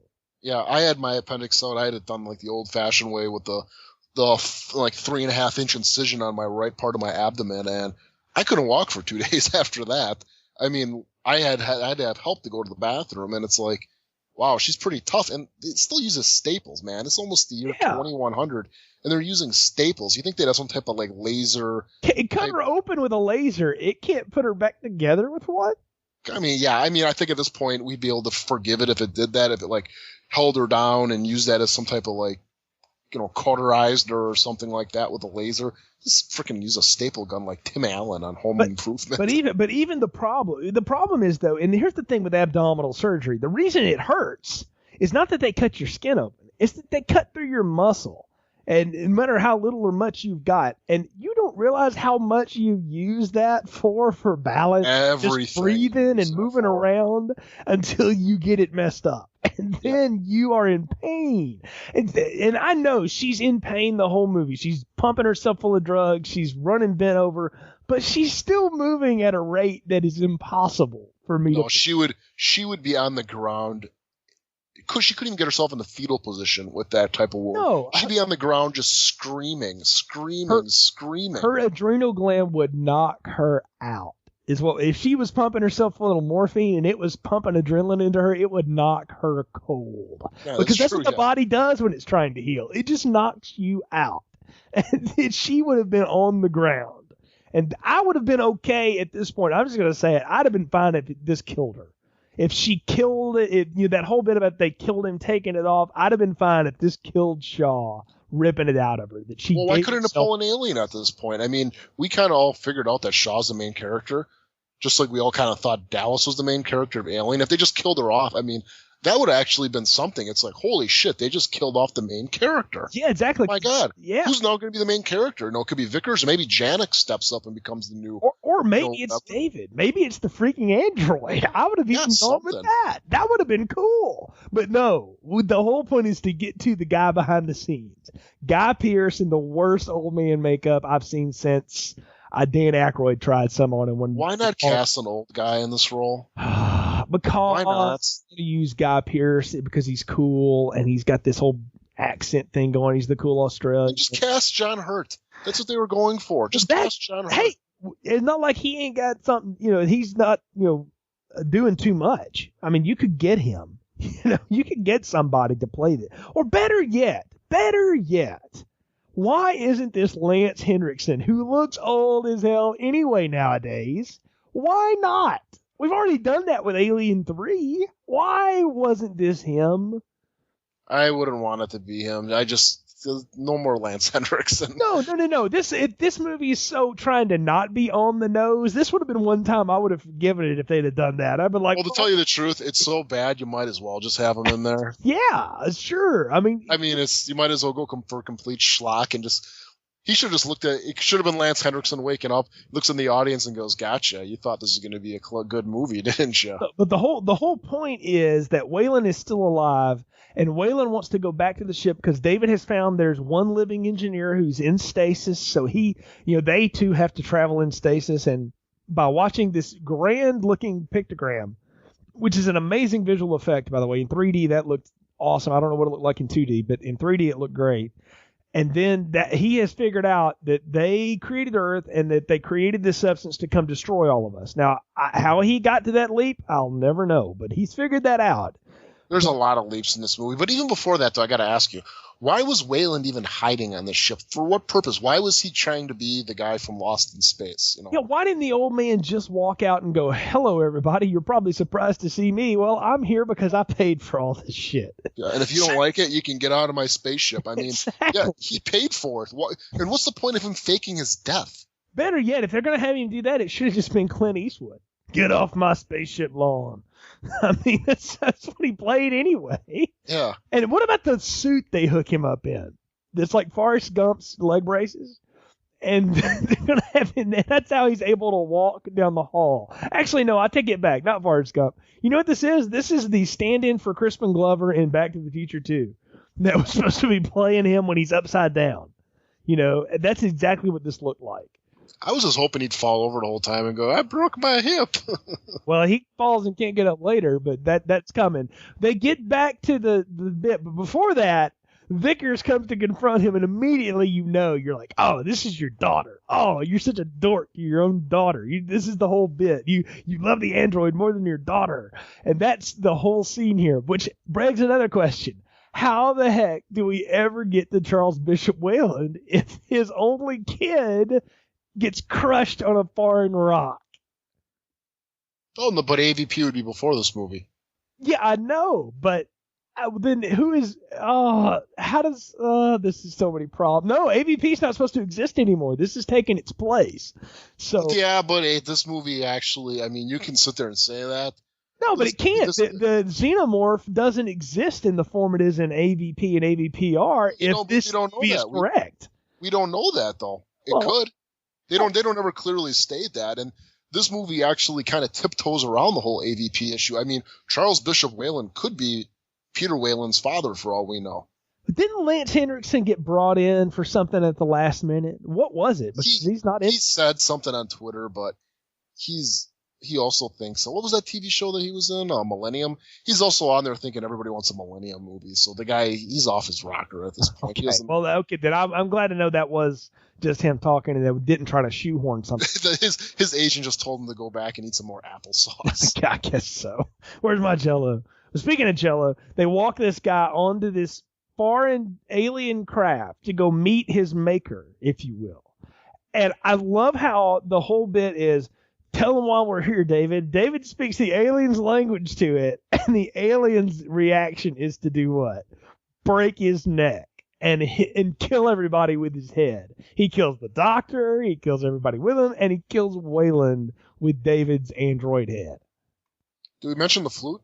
Oh, no, we haven't talked about the flute, the Willy Wonka way of starting the ship's computer. Yeah, where did that come from? Yeah, that is I don't. This is just like, I'm gonna make an Alien prequel, and the space jockeys, they use flutes. Because that makes all as much sense as anything else has made in this film. It's what Guillermo del Toro, I don't know if you ever saw Pan's Labyrinth, he calls it fairy tale logic. That it's just like, yeah, if you feed the frog 3 stones, it gives you a key. It doesn't really have to make any sense because it's fantasy logic. That's what this movie is. It's a fantasy movie. It's trying to act like it's science fiction. And I get it's just stupid fantasy. No, I get that, but you can't have it both ways. There's so much else in this movie that's supposed to work realistically. But that's what this whole movie wants. It wants it both ways. It wants to be an Alien prequel, and it doesn't want to be an Alien prequel. You know, it wants to explain where xenomorphs come, but it doesn't want to explain where the xenomorphs come. You know, the whole movie is like that. It's just Well, that's why I'm going to say right now, I give George Lucas a hell of a lot more credit than I do Ridley Scott, because even though the Star Wars prequels were all intents and purposes pieces of crap, he at least made a prequel and was sticking by it and did it his way and was like, you know what, I'm going to do this. I'm going to change around stuff that change around mythos and add stuff that's going to change your perception of the original movies. And you know what? I give him credit for at least doing that, for at least having the balls to do it. And Ridley Scott here, it's just like, yeah, well, it's kind of like this, but it's not. It's kind of like this, but it's not. Maybe it is, maybe it isn't. That's what this whole movie is. Yeah. I get the feeling Ridley wanted to make a weird movie about creation and where we came from, and nobody would give him any money, so he said, well, I'll tie it to Alien. And then he hired one of the guys from Lost to write it. And the thing that guy knows how to do is stretch things out until we'll tell you that one next week. And they never do. And if they ever did, it's always something ridiculous. So that's what this feels like to me. But he must have never watched Lost. He must have came out wrong. He must have never watched Lost then if he wanted this guy to write it. I don't know that Ridley's watched much, but the end of his cigars burned the last few years, and his money just triple or whatever, because you've seen a lot of what he's done lately. It's been a while since Ridley's had a hit. But as far as I'm concerned, the last good movie he made was Alien. That may be the truth by the end of all of this. But the engineer basically takes over, and he's going to take off, and knowing this, that if they get back to Earth, there won't be any Earth to go back to. And what the worst piece of dialogue coaching Noomi Rapace got, because she does not sound like herself when she's delivering that line to Janek, she convinces him to crash the Prometheus into the escaping alien croissant ship. But I will say this is one of the things that I hate about trailers sometimes, is that when they give away too much. Every good action moment in this film, except for the abort section, is given away in the trailer. And when I saw this in one of the trailers, the one I saw before Avengers, I think it was, this really ticked me off. That I was like, I knew that going in. That really makes this lame. Yeah, but I got to ask you though, what was the space jockey's plan? Was he just he's gonna go to Earth and drop this black goo off on the Earth? Well, I don't know. Was that his plan? We only know that's his plan because somebody posits that that's what he's going to do. Maybe he's going back to his home world. Maybe he's dropping it to 7-Eleven. I don't know. Maybe he's going to Gunnison, Colorado and looking for pregnant women.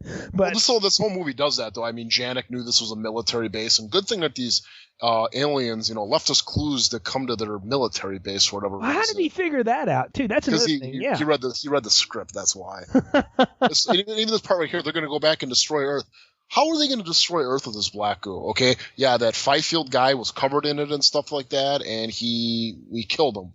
They killed him pretty easily and stuff like that. I mean, he killed out a couple guys, but we killed him. Okay, are we going to inject all the males with? Is somehow going to get on some males? And some now that you know what else this is ripping off? It's a stupid plan. No, this is ripping off Resident Evil now. Oh, this movie wishes it was Resident Evil. I mean, at least Resident Umbrella. I mean, the space jockeys ain't got shit on Umbrella. Okay, I mean, Weyland-Yutani is no Umbrella. You're saying? Well, I just don't get what their plan is. That they're gonna let's just say that they're right and they're gonna wipe out Earth. That's a pretty shitty way of doing it. I mean, we have nuclear weapons on here. We can blow ourselves up in a matter of 90 seconds. And his plan is to drop black goo that's going to do, we don't even really know what. Well, that's the thing. Is the whole bit has always been, we can't let it get back to Earth. And they're trying to play that beat again, but it's not working here because we're like, well, what's going to happen if he gets back to Earth? We don't know. At least with like an alien or a xenomorph, if you want to call it that, is like, okay, you can see it. If somehow this spaceship had these eggs on it and was able to get into a remote area of Earth and drop these off and implant people, and they were given birth to it and they just multiply like locusts and would take over, it's like, you can see how that could probably work pretty well. But the black goo, that is a really stupid idea. I can't even see it working. And it's like, it doesn't. Yeah, it doesn't have any there's no real plan. Like, we don't see that plan. If somewhere in all that hologram that David was watching, we saw like their tactical plan of how they were going to drop this and it was going to infect and we were going to see all that, I could have at least gone with it. It's dumb, but at least we'd have known. But this movie is trying to be highfalutin science fiction, Nick. It doesn't have to explain itself. It's just there. And that's only good if you're dropping acid. because it's not going to do any good when you're trying to watch a movie in the 21st century. And this is the ridiculous part. But of course, that's all thwarted because the Prometheus crashes into the ship, which I love how the Prometheus is completely like turned into molecules as it explodes, but the entire derelict ship is intact. It's just crashing now and rolling down the hill.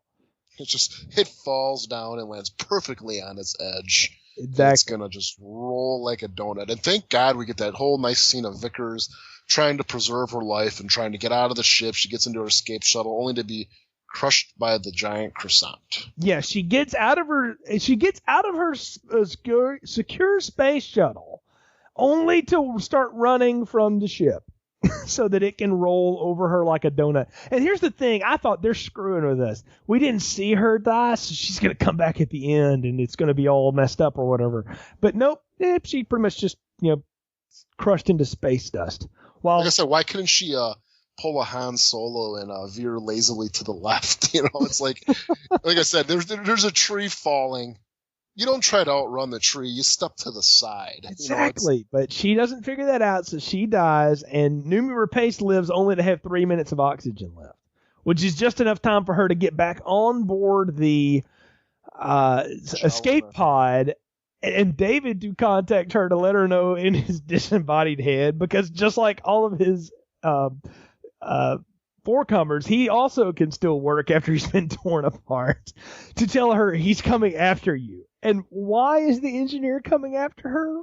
Why isn't he just getting on another ship? Because David's laying that whole bit about there's many other ships. You just stopped one. They're going to do this some way else. We've got to stop them all. We've got to stop him. And why is he going after her and not going to one of those other ships? Because the movie's stupid. Well, no, it's so we can get at the end, and where this is the weird bit where the newborn beast, which somehow or another Shaw is able to convince to attack him and not her. I guess just by opening the door with him in front of it, he's the nearest thing, and the new squid face hugger giant thing mouth rapes him and knocks him on the ground. And when it curled over him like a big face hugger, I thought, man, screw you. That just ticked me off. Yeah, it's stupid. I mean, they obviously wanted at the end to be like another, like Ripley against the alien, and here she is, versus the space jockey, and oh my god, the alien thing is going to help her and kill the space jockey, and then she's going to get onto an alien ship for whatever reason and take off and that. I mean, not for whatever reason, she tells us it's just a dumb reason. It's like, no, I want to go where they're from, David. I want to ask them why they decided to kill us after they made us. Well, clearly they don't want you to know that answer, lady. Because when he asked him a question, he got his head ripped off. So I don't think approaching these folks is the way to go. But yeah, it's, again, why is she going to get it? She gets in that ship. Did she bring supplies with her? Because she's grabbing like little bottles of something. So yeah. So it's going to last her like 2 weeks. Okay. I guess. I don't know. Because, the space jockey ship is going to be a spaceship that's going to support human life. I mean, I guess if she can operate the magical surgery machine, she can operate David, who can operate the ship. I mean, she better bring like some penicillin with her or something, because that wound did not look properly taken care of, and if she gets a nasty infection, she's done with. But then who knows? The space jockeys probably have space penicillin. Maybe she just rub some black goo on it and it'll all be okay. But it's so reminded me of like Kill Bill at the end, which is a great movie. Kill Bill at the end of the first one, she's getting in the car and she's gonna go find Bill and to kill Bill, but Shaw's gonna get in the spaceship and go ask him questions. They just tried to kill you, lady. What do you think they're gonna do? As soon as you get out of that ship, they're going to freaking kill you right there. They ain't going to answer your questions. They're going to be like, oh my god, this little human got in one of our ships and came all the way over to us. I'm sorry, but you know what? If a freaking terrorist from the Middle East jumped into one of our airplanes and flew over to the United States to ask us why we were fighting, we'd blow him out of the sky the first chance we get. Particularly now, yeah, you're right. That's the whole point. And that's the thing that gets me, Nick, is that they're setting up this ending to give us this, here's our out for the sequel. David and the further adventures of David and Shaw. And I'm like, these are not people who have any chemistry either. I don't know why I want to see them do anything. This is ridiculous. And only to be topped by the ending, where the engineer's new facehugger friend has crawled off of him, and what bursts from his chest but the beginnings of a xenomorph, or maybe not. It's got human teeth and like a shark, and it's pink and weird. It's stupid. I've been saying What is that, though? I mean, okay, so let me get this chain right. Okay, I just got to make sure I understand this. Black goo goes into human dude who gets it on with human lady who can't have children, who then becomes impregnated with squid, who then extracts squid, then squid attaches and makes it with engineer alien, and engineer alien gives birth to more skin tone xenomorph? Yeah, you got it. Yeah, I mean, and in Space Jockey world, 1 + 1 = 2, but 2 - 1 = 33. It doesn't make any sense at all. It's just, somehow a human DNA mixing with this stuff, then mixing with more human DNA equals squid, who mixes with Space Jockey DNA and equals now acid-blooded, elongated head that looks like a black penis with 2 mouths creature. It doesn't make, and but it's not even really an alien. I mean, it is. I mean, it's got the elongated head, but it's more triangular, and it's got like the shark type thing with the way it comes out. It almost looks like a goblin shark. And I don't know. But it bursts out of the chest. So I don't know. I mean, we see the mural on the wall, which is obviously an alien. And then there's even, if you go online, you can actually find better pictures of that. And there's face huggers on the bottom attached to actual people's faces. I mean, that's the actual mural. So to me, it's like, okay, maybe the aliens already existed. Maybe the aliens are what killed the space jockeys in the beginning there. Because wasn't there some that had like a chest hole and stuff too? Yeah, there were all kinds of ways they had been killed. So you wonder if this is not the first time this has happened. Yeah, that's what I'm saying. That they don't really say like this is the first xenomorph. They're hinting that these things are around, or maybe they've been around for more long time. And that's what I'm saying. It doesn't negate AVP, and the movie doesn't deserve to negate AVP. It's in the same category as AVP. It's just being a stupid movie. But it's just like, again, at the end, it's like, yeah, it kind of is an alien, but it isn't. It goes into the whole thing again of it is, but it isn't. And that's what Ridley Scott wants. And this movie is all stupid. I mean, well, Nick, I think we're at the point where it's time to give the popcorn ratings and the final thoughts for Prometheus. So what are yours for the film, my friend? Oh, I think it's visually stunning. It's great to look at, but it's just a really dumb movie. I mean, I think I've been pretty clear this whole time. The movie is completely stupid. And I just before getting on with you to record this, I just read an interview with Ridley Scott about his original intentions of this movie, which even sound worse than what this movie turned out to be, was that the engineers, the reason that they wanted to kill us in the beginning, I'm sorry, scrap that part. The whole reason why the engineers wanted to come and to kill us was because they sent down a representative 2,000 years ago. His name was Jesus Christ. And that we killed him, and that is the reason why they're mad and they want to kill us, because we killed their representative who was Jesus Christ. I don't know. Maybe that would have been better. I don't know. But either way, it's like, we're yelling about Lindelof and stuff like that, but Ridley's half to blame. Yeah.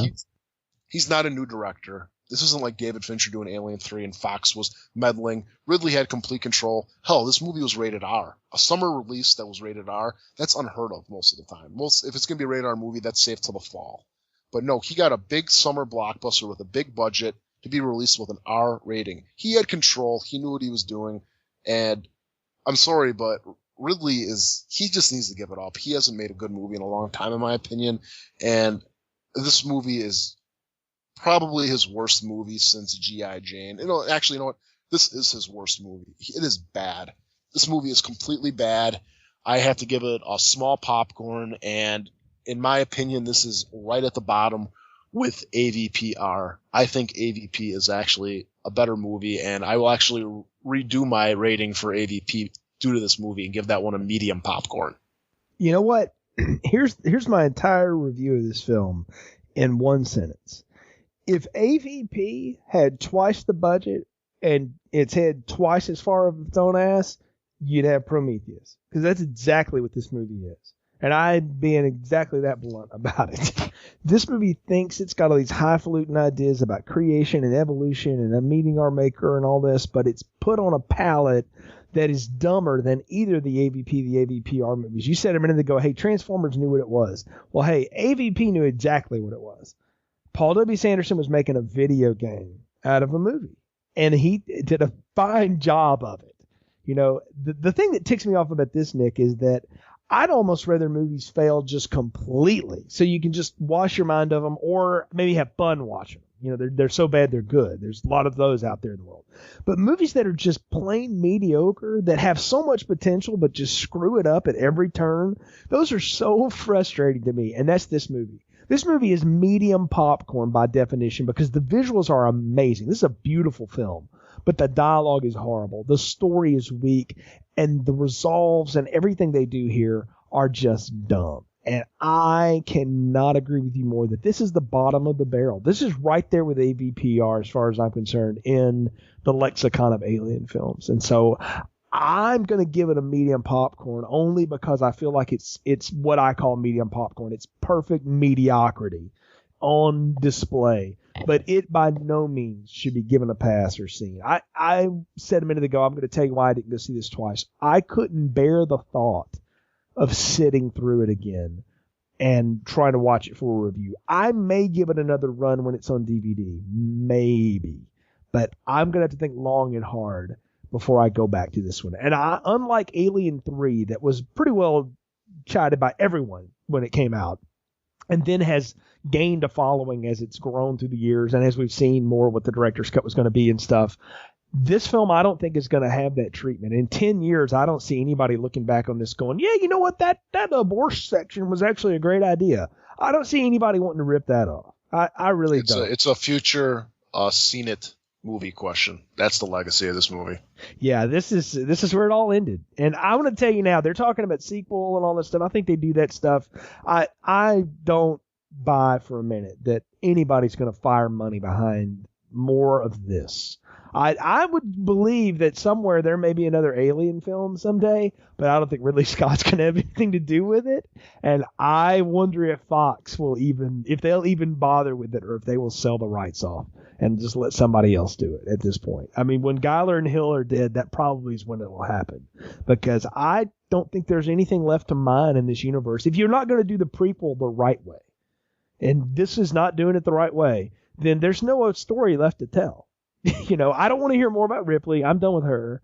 I don't need that. So I wanted to know how we got the dude in the chair with the chest burster, and how all those alien eggs got on LV-426. We don't get anywhere near that. To come up with the answer for that is taking leaps and bounds beyond what this movie offers us. And I'm sorry, this movie doesn't earn enough for me to give it that amount of time and thought. We spent an hour and a half talking about it here, and it was way more enjoyable than watching the film, I'll tell you. So the only thing I can say for it is at least it wasn't 3 hours long. At least it was 2 hours long, and it was fairly over with at some point. Until the director's cut, that is. Yeah, the director's cut that I will never see. I'm just going to say it now. If I watch it again, I'll watch the theatrical, because there's no way I would want to sit through that.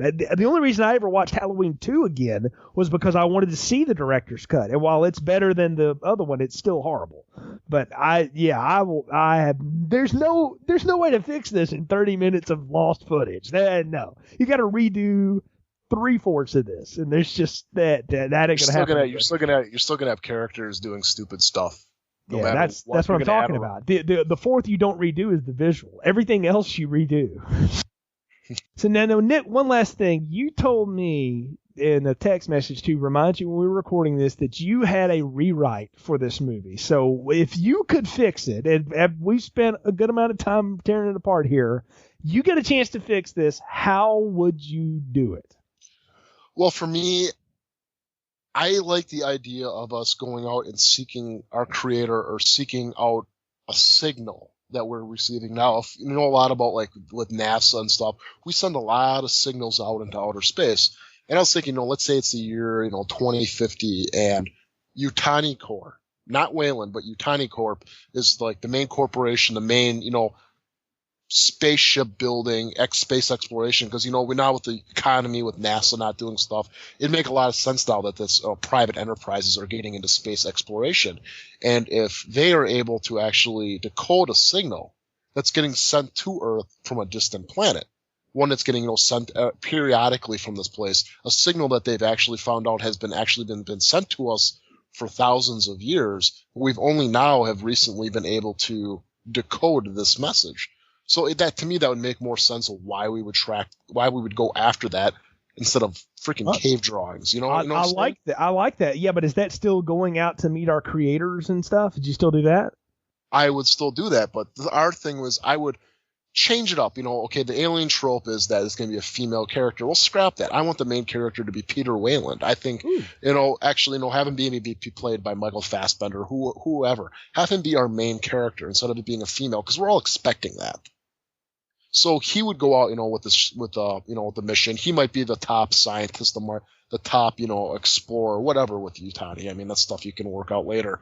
But they would go out and they would find this planet. And on this planet, they would actually discover, you know, the space jockey itself. But the space jockey wouldn't be our creator. I believe I would actually go with that another species created the space jockey and also created us. And that the space jockey's one purpose is for the actual destruction of Earth. That the signal itself is not an invitation, but it's actually a kind of a fail-safe that our creators set up, showing that once we're able to answer this beacon and actually go out to this planet, that we have met our evolutionary end. And now that by us being able to do that, we have actually now become, you know, a threat to the creator. And maybe get into a little bit more, you know, different stuff with creators and creations, that maybe our creators were creations themselves and they actually killed their gods and became gods themselves, and now are seeding other planets, but their main focus is that they don't want to lose their power that they have, so that's why they set up these fail-safes, is that, you know, once we answer them, we have to be wiped out. And, you know, actually, if you want to do like the black ooze angle, you know, actually make that like the primordial ooze, and that was actually used to, you know,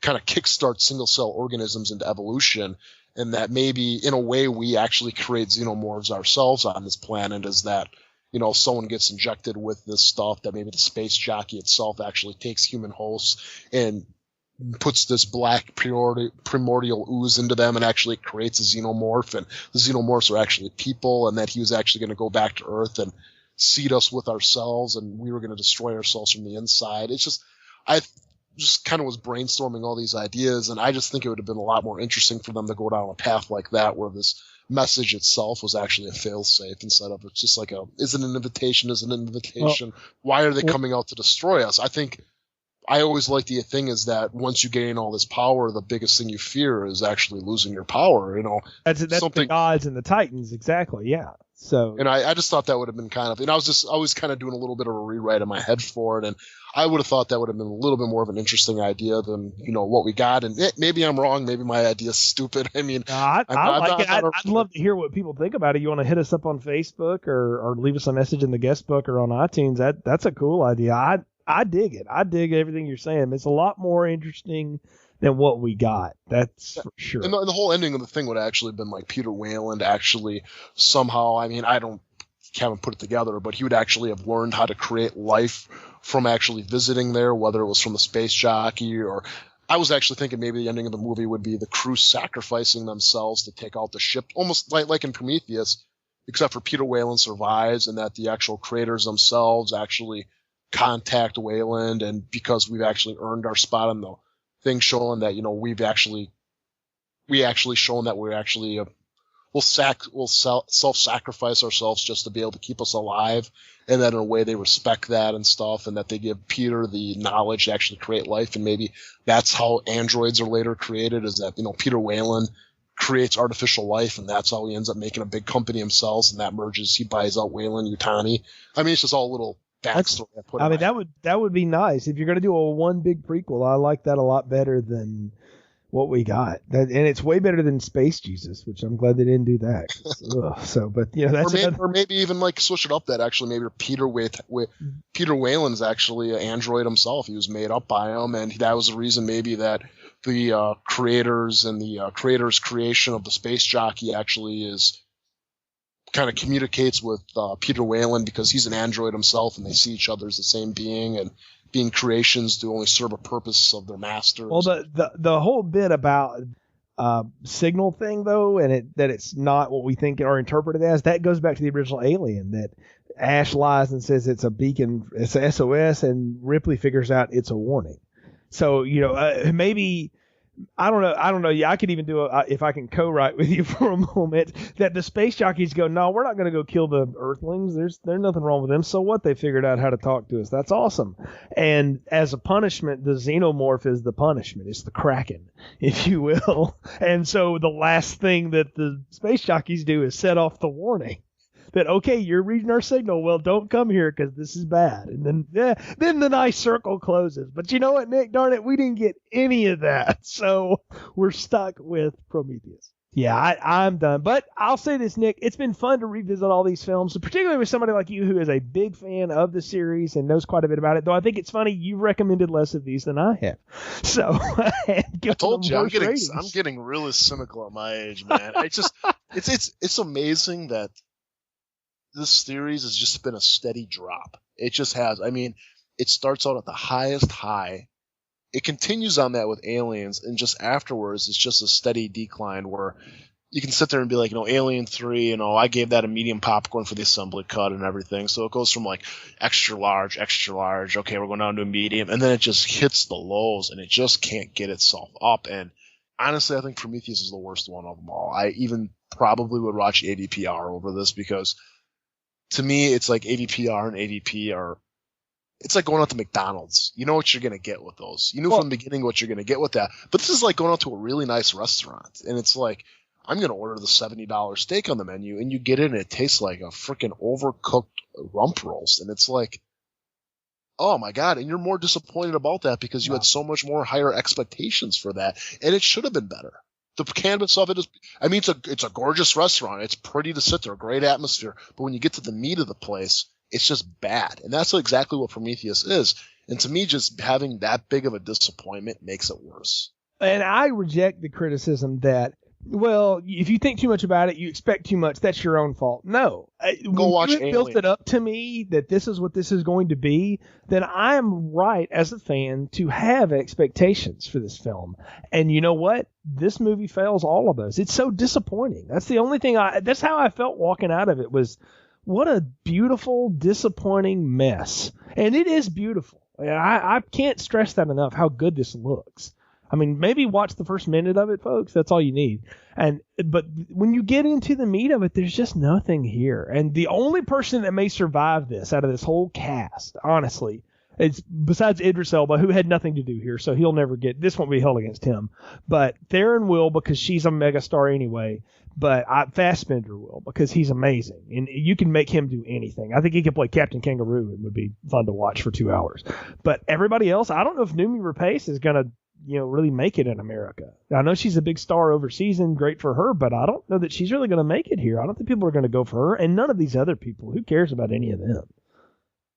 Yeah, they can have her, actually. I haven't been impressed with her. I mean, The Girl with the Dragon Tattoo is a good movie. She was good in that, but I've seen her in Sherlock Holmes. That character's amazing. She is that girl. I mean, I really think she is that girl, that, that awkward goth techno girl and stuff. That is her. I mean, she's playing, I think a lot of that was herself that she was playing, but I've seen her in the Sherlock Holmes movie and now this, and I am not impressed with her. I mean, they were spouting her off that she's going to be the next, whatever, and be some great actress, and it'll be the next, maybe, Charlize Theron, I guess you could say. She could be the next one, or her, great actress. And it's, I don't think she's very good. I think she's very bland, and they can keep her.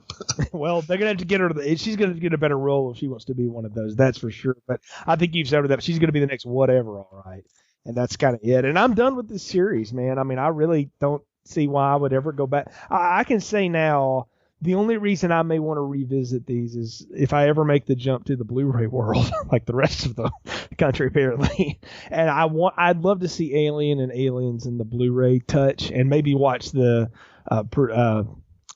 not the theatrical cut, but it's called Assembly Cut. There we go, Assembly Cut of Alien 3 in Blu-ray, but I will never watch Resurrection again. I don't even know why I would want to see that. I may watch AVP again for fun. AVPR, I would have to be with a lot of people and, making fun of it Mystery Science Theater style to ever want to watch that again. But this is right there with it. I don't know that I want to sit through this again.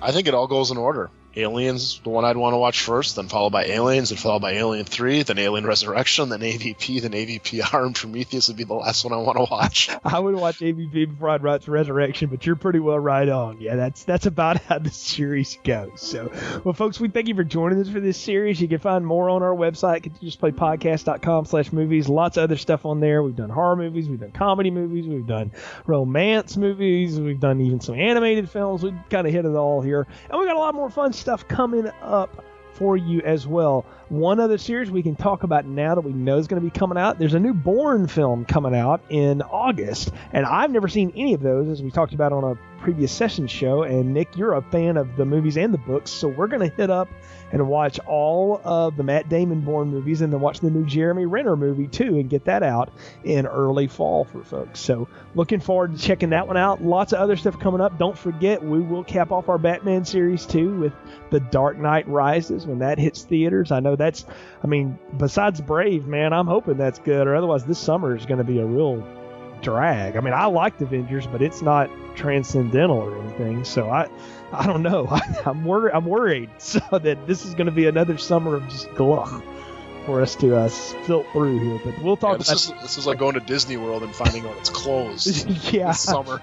I want to. It's like Wally World on vacation. I want to punch the moose, and I like to punch Ridley. I like to punch Xenomorph right now. So, but at any rate, we're glad you joined us, folks, and look forward to talking more movies with you guys in the future. We'll have another sessions out probably toward the end of summer, too, to sort of do a cap on that. And then, hey, this fall, you never know what we might get into. I'm always up for some scares in October. We had some fun with that last year, so we'll see what we can come up with. Leprechaun 4 is going to be a part of that, folks. So we got a lot of that, and then who knows what will hit by the end of 2012. Until next time, for Nick, I'm Jay. Thanks for tuning in to Film Strip. Thanks for listening to Film Strip and our reviews of the Alien movie franchise. Still don't understand what you're dealing with, Jay. Visit our website, continuousplaypodcast.com, for more reviews and episodes. I say we take off, nuke the site from orbit. It's the only way to be sure. All content used or discussed in this podcast are the property of their respective owners and used under the Fair Use Act, Section 504c2, Title 17. This is Ripley, last survivor of the Nostromo, signing off.